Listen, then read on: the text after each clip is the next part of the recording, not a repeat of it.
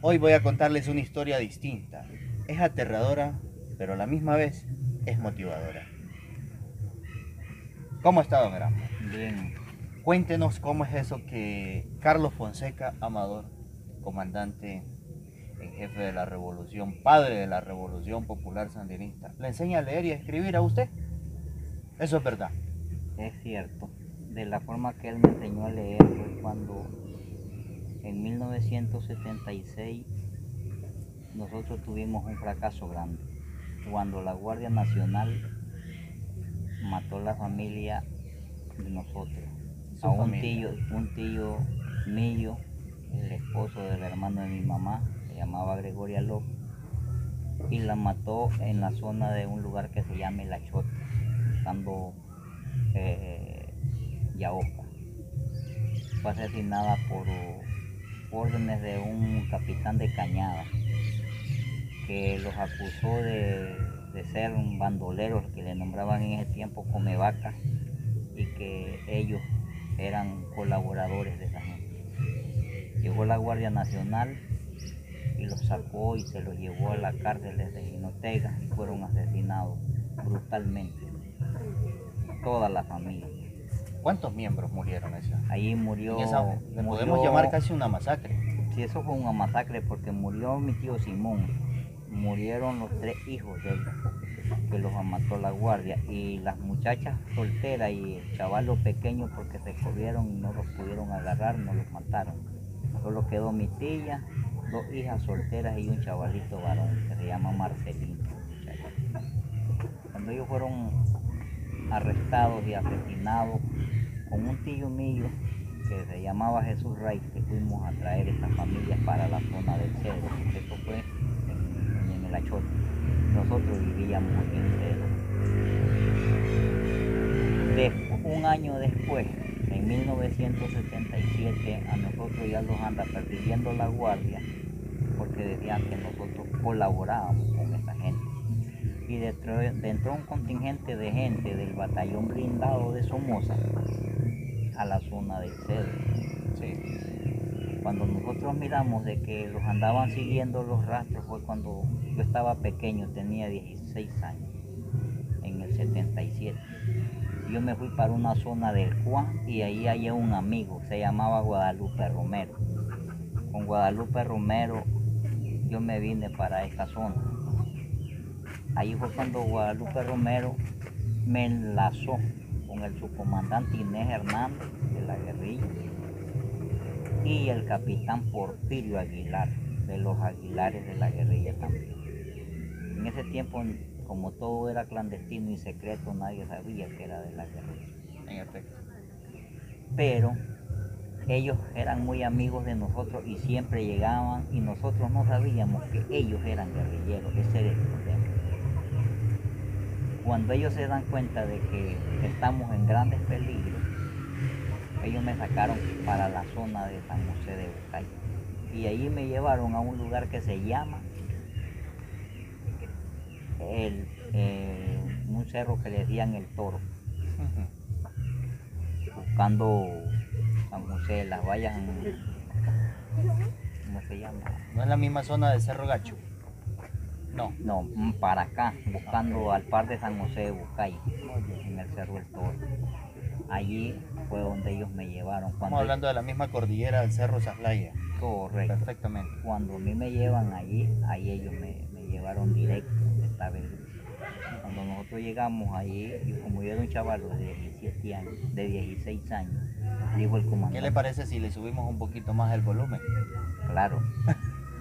Entonces me presentaron al comandante y él dijo, les dijeron ellos de que me llevaban por ese problema de la guardia. Usted estaba siendo perseguido por la guardia. Sí, por la ¿Y guardia. le presentan a quién? ¿Al comandante? Al comandante Carlos Fonseca. Comandante Carlos Fonseca Amador. Sí, y dijo, ¿Fue la primera vez que lo vio? primera vez que lo miraba, yo no lo conocía. Entonces dijo de que estaba muy pequeño de edad para introducirme a una guerrilla, porque era un niño. ¿Cuántos años tenía usted? 16 apenas. Estaba muy chaval. Y entonces le dije yo, mire, comandante, si usted no me recibe, sería asesinado por la guardia porque ya mataron mi familia. Y entonces si usted no me recibe y esa guardia me agarra y me mata, la responsabilidad es suya. Entonces dice, no voy a dejar ir a este niño, dice, porque de los niños son los mimados de la revolución. Primer palabra que yo me acuerdo que me la dijo en ese tiempo. Y la seguimos conservando esa frase. Sí. Y me quedé allí y me dejó a cargo, que se hiciera cargo el subcomandante Inés Hernández y Jacinto Hernández, el comandante Jacinto Hernández. Era de la zona de La Perlita. Allí estuve, ese comandante me dice, ¿usted sabe leer? No. Con unos libros que él caminaba, se sentó en una piedra en el cerro de Sinica. Ese cerro tiene una cueva. He oído hablar de esa cueva. Esa cueva comienza desde el pie del cerro por la falda de la piedra y va dando vuelta como un caracol hasta venir a la mitad de la piedra. Llegando a la mitad de la piedra tiene una puerta en medio y ahí adentro hay un espacio como de 50 metros cuadrados dentro de la piedra. Allí era donde ellos se escondían, ponían hamacas y todo, bien hecho el hoyo en la piedra, a media piedra. Allí me alfabetizó Carlos Fonseca, donde aprendí a medio leer y hacer mis iniciales para que nadie me engañara. ¿Cuánto tiempo se llevó el comandante Carlos hablando sobre el tema de leyendo, enseñándole a escribir? A mí me enseñó... ¿Recuerda eso? Sí, recuerdo que estuvimos en estudios allí como el valor de uno, que me estuvo dando clases como un mes. Como yo era joven y tenía mi mente clarita, yo me aprendí a leer y a medio firmar. Claro, entiendo, era una necesidad importante. Era una necesidad importante. Después de eso vino y la guerra se puso más pesada. A mí me entrega al subcomandante Inés Hernández que me fuera con él y que me cuidara. Y cuando nosotros íbamos con el subcomandante Inés Hernández buscando otra zona, lo entrevistamos con el comandante Carlos Agüero, que era un comandante, un che legal, que fue cuando lo mataron en la cruzada de la carretera de Guaslala. Ahí murió ese comandante. Y entonces, de ahí eso nosotros salimos huyendo. Yo era un chaval, yo en ese tiempo estaba, no sabía nada de eso. ¿Buscaron otro sitio para Sí, protegerse? ya estuvimos huyendo para la zona de Cumbo Bulbulí, estuvimos para la zona de ese Cubalí, y así me anduvieron hasta que se dio el triunfo de la revolución y estuvimos en la zona del Cedro, campamentados ya cuando la guerrilla se llenó. ¿El Cedro a qué departamento le pertenece? A Jinotega. A Jinotega. En la zona del Cedro, allí estuvimos. Cuando mataron al comandante Carlos Fonseca, ya nosotros estábamos en otra zona. Que si han dado el subcomandante Inés Hernández, no lo matan a Carlos Fonseca. El problema fue que como los dividimos en grupos, entonces ahí es donde mataron al comandante y al comandante Jacinto Hernández por una venta que le hizo un mismo enlace al comandante Carlos Agüero. Y desde entonces yo quedé en manos de esos otros guerrilleros hasta el tiempo de la revolución. ¿Aprendió usted a leer? ¿Aprendió a escribir? Aprendí a leer y a medio escribir, porque de ahí para allá yo no tuve más clases. Pues. ¿Qué otras cosas le decía el comandante Carlos cuando estaba haciendo las tareas? Me decía que era importante que aprendiera. ¿Recuerda alguna frase así? Sí, era importante que aprendiera a leer, porque la tiranía somocista dice que no quería que el pueblo despertara en estudiar, en saber, porque era una dictadura. Y ahí en ese tiempo solo aprendía a leer y sabía leer solo el que tenía dinero y pagaba.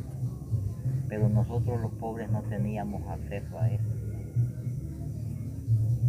Por la razón de que en ese tiempo era un tiempo tan peligroso. Sí. Y la casa de mi mamá con mi papá yo me crié en poder de un padrastro. Llegaban los compañeros que eran enlaces de la guerrilla y ahí escondían las armas. Un tiempo me utilizaron para jalar municiones del comandante Daniel Núñez, y ya se la llevaba. Todo ese tiempo fue una trayectoria, fue muy triste para nosotros, porque la guardia mató gente y atemorizó al mundo entero. Cuénteme algunas de las características que tenía el comandante Carlos, usted que pudo platicar con él de alguna manera mientras recibía sus charlas educativas. Bueno, el comandante Carlos Fonseca, él era, como era un hombre muy cuidadoso, y tampoco iba a platicarle tanta cosa a uno, ¿verdad? Porque era un chaval. De acuerdo. Sí, pero en los consejos que él nos daba a nosotros, Sí. era que tuviéramos cuidado y que nunca dejáramos de seguir fiel a la guerrilla, porque teníamos que derrocar esa tiranía que había, porque si no, jamás íbamos a vivir bien. Y si la guerra se aplacaba y se lograba perder, dice que la guardia de Somoza iba a asesinar a todo el pueblo entero que se diera cuenta que había tenido un familiar en esa guerrilla. Entonces ese era el asunto por el que él se preocupaba. Y dijo que si un día nosotros triunfábamos la guerrilla y él salía bien y no moría, que íbamos a ser las personas más importantes, porque él iba a ayudarle a su pueblo. Él quería que su pueblo, lo que usted tenía, lo tuviera yo. Lo que había en abundancia y usted no tenía, que había que compartirlo con usted. Tenía una característica tan bondadosa que él amaba a los ancianos, a los niños, y trataba de ayudar a aquellas personas necesitadas, a los enfermos. Esa era una característica de él y una amabilidad tan linda que jamás en otros tiempos la he visto. Otra de las cosas era que a él no le gustaba que si usted tenía un problema que se lo estaban haciendo, que iba a irse a favor de aquel porque era su amigo o era su hermano. No, si aunque fuera su hermano y le estaba haciendo un problema a usted, él era real y decía: no, vos le das el problema a este hombre y entonces este tiene la razón y vos eras sancionado. Esas eran sus características. Era un hombre tan recto y tan fiel en sus cosas. Muy claro en lo que hacía. Muy claro y muy recto, de que no le gustaban las furullas así, de que iba a tapar, a apañar. Tenía cosas. claro su objetivo. Sí, una de las cosas que a él no le gustaba cuando salíamos era de que nosotros en una patrulla pasáramos por donde un campesino, los dieran de comer o que los lleváramos una cuchara, o que un compañero de nosotros andaba en la guerrilla, andaba su esposa, y que alguien se la molestara. Ese era veneno para el comandante. Dice que todos éramos hermanos y que la esposa de ese compañero, la mujer de ese compañero que andaba allí sufriendo, tenía que ser respetada y teníamos que cuidarla, ayudarla, no molestársela. Era prohibidísimo molestar a la compañera de un guerrillero. Otra de las cosas era que si conseguíamos un bocadito de comida, no era que lo íbamos a comer, a llenarlos allá donde los dieron, era guardar ese bocadito y llegar donde estamos y agarrar un bocadito cada uno de los que estamos, pero probar ese bocadito entre todos, no comérselo uno solo. Bueno, ahora dígame una cosa, ¿cómo se siente, no sé, contar esta historia en público? ¿Cómo se siente usted con lo que Carlos le enseñó? ¿Qué siente usted? ¿Qué opina? ¿Alguna vez se ha sentado a reflexionar sobre eso? Mire, yo me siento agradecido haber ido a la guerra desde muy joven, porque hoy en día, en estos 60 años que tengo, nadie me pega mentira ni me cuenta historias. todo lo que yo sufrí, todo lo que yo pasé en una guerrilla, en una guerra, porque después del triunfo de la revolución de la guerrilla, ¿Usted cumplió el servicio militar patriótico? no cumplí servicio, anduve 12 años en la guerra, Usted lo decidió. ya peleando con la contra. Estoy totalmente de acuerdo. Sí, entonces, ¿qué sucede? La decisión que tomó, pues. Que tomé por ver una Nicaragua libre de nosotros y que hoy fuéramos unas personas libres de toda la maldad que había. Pero yo me siento muy agradecido y no claudico de ser sandinista, a donde sea. Estuvo un tiempo que nuestro comandante, que yo le digo mi padre, al comandante Daniel Ortega, que es como mi padre, estuve tan afligido cuando las elecciones él las perdió, que habían ganado los liberales, 16 años. Sí. Y anduvimos. Desde el 90 hasta el 2007. Sí. 2006. Y cuando él perdió las elecciones, y siempre habían algunas elecciones, yo jamás de los jamases voté por un liberal, ni lo haré, aunque aún así, que aunque no lo creo, pero que lográramos perder elecciones, yo jamás voy a votar por un liberal. Porque sí. Siente la convicción. Es que realmente viví el Frente Sandinista desde un principio a una terminación de guerra y sé lo que significa el Frente Sandinista. Nosotros los sandinistas no los vendemos por dinero. Nosotros los sandinistas no los van a comprar. Un liberal no los va a comprar a nosotros por una vaca, por una camioneta. No, jamás de los jamás. Entonces esas son mis cualidades y eso es lo que le aconsejo a mis hijos. Usted va por ese camino y aquí es donde va a ir conmigo. Este es el camino más seguro y el más recto. Bien, su opinión, su recuerdo de lo que más o menos le pregunté anteriormente. ¿Usted se siente contento de haber aprendido de Carlos? Claro, porque... ¿Cómo lo expresa? Es lo que yo quisiera escuchar. Mire, lo agradecido que yo me siento con el comandante Carlos Fonseca, de haber estudiado y verlo conocido y haber sentido el calor de su mano como un padre, digamos, en la guerrilla, un compañero tan lindo, los modos. Porque ese privilegio que tuve yo, no todos los niños como yo de 16 años lo tuvieron en ese entonces. Fue el único, el primero y el único que llegué a manos del comandante Carlos Fonseca en una guerrilla antes de morir y que me alfabetizó y que con eso me quedé porque ya no estudié. ¿Hoy puede leer la Biblia, cualquier documento? Cualquier documento lo puedo leer perfectamente bien. ¿Puede escribir su cartita también? Sí, puedo medio escribir porque no sé tanto en escribir. Pero puede. Pero puedo. Es lo más importante. Aunque me le falten algunas letritas por ahí, pero se le entiende, pues eso es lo importante.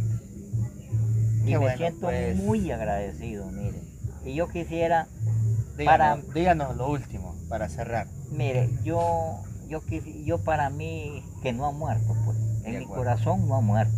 Para mí, yo he tenido grandes deseos de que así como platiqué con ese comandante y estuve con él, yo deseara así también platicar con mi presidente Daniel Ortega. ¿Cuál es mi problema? Que no lo puedo hacer por mi capacidad económica, que soy muy pobre y vivo en un monte, aquí en una montaña trabajando. Pero si yo tuviera la facultad, como ir donde mi presidente y hablar con él así como estamos platicando con usted, yo me sentiría encantado de la vida. Qué bonito. Y contarle mis problemas que pasé en la guerra, lo que anduve en todos esos combates en San José de Bucay y toda la zona de Huihuilí, anduve para el Tanto 88 en todas esas guerras.